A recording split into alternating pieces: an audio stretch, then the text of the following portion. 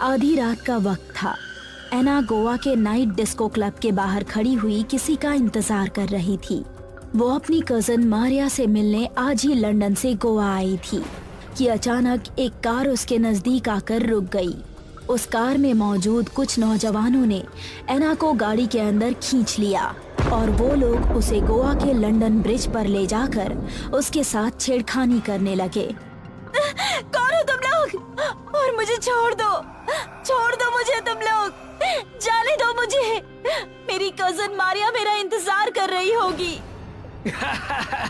जरूर छोड़ देंगे तुम्हें, लेकिन पहले हम तीनों को तुम्हें जी भर कर देख तो लेने दो। रंजीत और उसके दोनों दोस्तों ने एना की इज्जत लूट ली।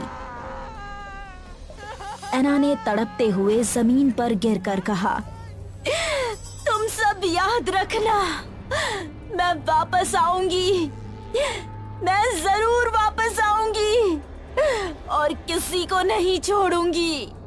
1 महीने बाद राहुल आधी रात में गोवा डिस्को क्लब से लौट रहा था। अचानक ब्रिज से पहले उसकी कार खराब हो गई। उसका घर ब्रिज से बस थोड़ी ही दूर था। राहुल ने पैदल ही जाने का फैसला किया।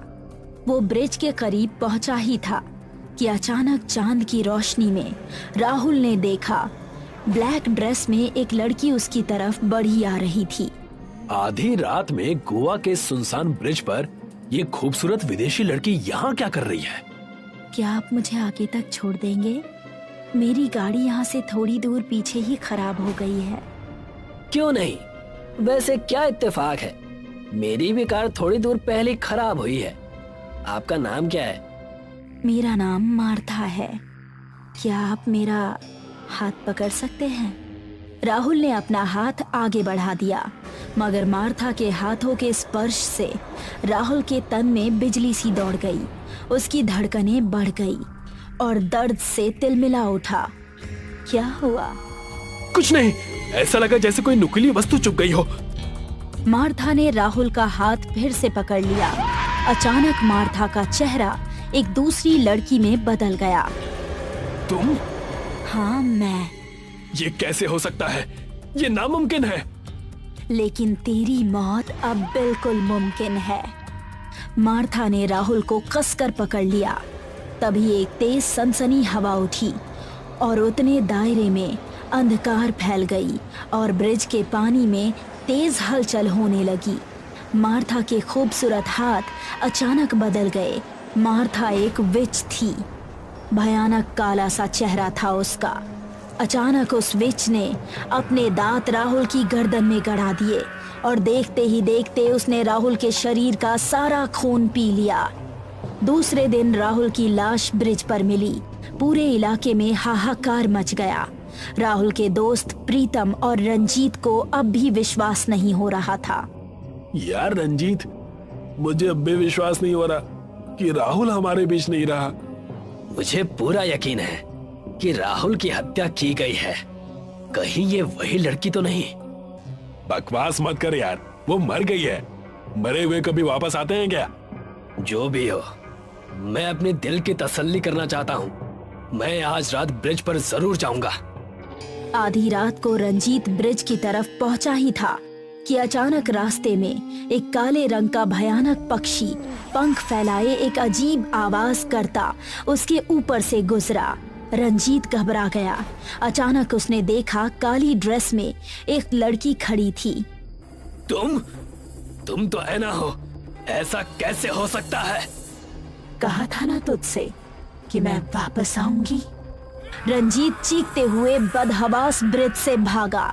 उस डरावनी विच ने एक बड़े चमगादड़ का रूप ले लिया और रंजीत के पीछे झपट पड़ी। उसने अपने दांत रंजीत के सीने में गाड़ दिए और उसका सारा खून पी गई। उसने मृत रंजीत को ब्रिज के नीचे धक्का दे दिया। उसके बाद गोवा ब्रिज के पास मौतों का सिलसिला शुरू हो गया। जो भी मरता उसके शरीर का सारा खून गायब मिलता। गोवा में हो रही मौतों से मेयर की परेशानी बढ़ गई थी। मेयर गोवा चर्च के फादर डिसूजा के पास गए। आप यहाँ कैसे? फादर डिसूजा, गोवा में लंदन ब्रिज के पास नौजवानों की लाशें लगातार मिल रही हैं। पुलिस लाख कोशिश के बाद पता नहीं लगा पाई कि नौजवानों को मार कौन रहा है। आपने एक बात नोट नहीं की कि अभी तक जिसकी भी मौत वहां हुई है वो सब नाइट डिस्को क्लब से लौट रहे थे। मुझे तो लगता है कि यह काम किसी चुड़ैल का है। तुमने सही अंदाजा लगाया मेयर। उस ब्रिज पर किसी चुड़ैल का साया है। सबसे पहले उसने बेचारे राहुल को अपना शिकार बनाया, फिर रंजीत को, और अब तक जितने भी लोग उस चुड़ैल के हाथों मारे गए हैं उनके शरीर से खून गायब था। कुछ कीजिए फादर। अब कुछ तो करना पड़ेगा। आज रात मैं, आप और कुछ लोग आधी रात को ब्रिज पर जाएंगे। एना भयानक चेहरे के साथ वहां उस ब्रिज पर खड़ी थी। इस ब्रिज में रहने वाले शैताने विच, आखिर क्यों तू लोगों को मार रही है? मैंने भी किसी का क्या बिगाड़ा था?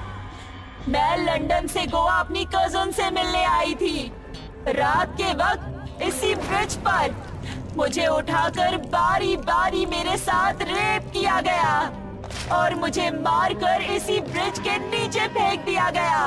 उनमें से 2 से तो मैं बदला ले चुकी हूँ, बस आखिरी बचा है। कुछ लोगों की करने की सजा तू सबको नहीं दे सकती। तूने बहुत से लड़कों को मारा है। हर क्लब जाने वाले में मुझे मेरा हत्यारा दिखता है। मैं सबको मार दूंगी।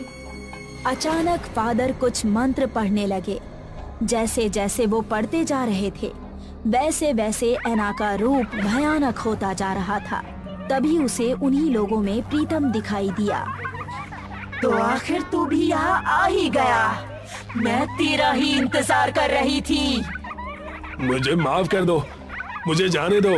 अपनी हवस में अंधा होकर एक बहुत बड़ा गुनाह कर दिया मैंने। माफी? तू भी अपने दोस्तों के साथ ही जाकर रह, जो नर्क में तेरा इंतजार कर रहे हैं। इतना कहकर मार्था ने अपने पंजे प्रीतम के सीने में गाड़ दिए और उसका खून पी गई। अचानक फादर ने अपनी जेब से चर्च का होली वाटर निकाला। तेरा बदला पूरा हो गया है, अब यहाँ से चली जा। नहीं, जब तक मैं इस शहर के सारे लड़कों को नहीं मार देती मैं नहीं जाऊंगी। फादर ने तुरंत होली वाटर लेकर एना चुड़ैल के ऊपर फेंक दिया। होली वाटर गिरते ही अचानक एना का जिस्म जल उठा और देखते ही देखते एना धुआं बनकर उड़ गई। इसकी आत्मा को शांति मिल गई। इस बेचारे के साथ वाकई बहुत बुरा हुआ था। दूसरे दिन मारिया को पुलिस के जरिए की खबर मिल गई। उसे अब पता चल चुका था कि एना 1 महीने पहले ही इस दुनिया से जा चुकी है। लंदन